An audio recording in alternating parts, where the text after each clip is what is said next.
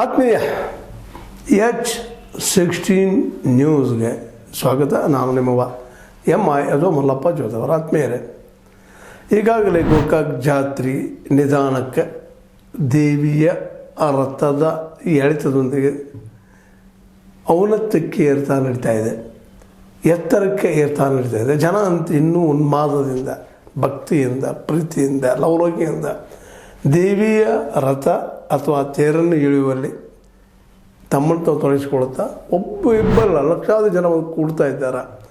ಜನಸಾಗರವೋ ಜನಸಾಗರ, ಎಷ್ಟು ನೋಡಿದ್ರತ್ತ ಜನ.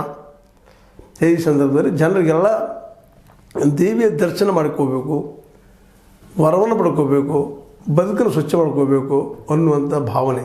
ನಾವಿಲ್ಲಿ ನಡ್ಕೊಂಡ್ರೆ ಎಲ್ಲ ನಮಗೆ ಸಿಗುತ್ತೆ ಅನ್ನುವಂಥ ಪ್ರಬಲವಾದ ನಂಬಿಕೆ.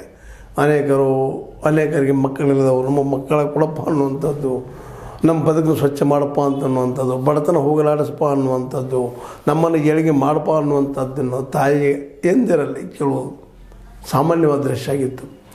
ಅದರಲ್ಲೂ ಈ ಜಾತ್ರಾ ಸಮಿತಿಯವರ ಒಂದು ಅತ್ಯಂತ ಜವಾಬ್ದಾರಿಯುತ ಇಲ್ಲಿವರೆಗಿನ ಕಾರ್ಯಕ್ರಮ ನಿಜವಾಗಿ ಮೆಚ್ಚುವಂಥದ್ದು. ಆದರೆ ಜನ ಎಷ್ಟೋ ಕುಡಿದರೂ ಅವರು ಸಹ ಸಂಯಮದಿಂದ ವರ್ತಿಸ್ತಾ ತಮ್ಮ ಭಕ್ತಿಯನ್ನು ವ್ಯಕ್ತಪಡಿಸ್ತಾ ಅದರವರ ಭಂಡಾರದ ಜಾತ್ರೆ.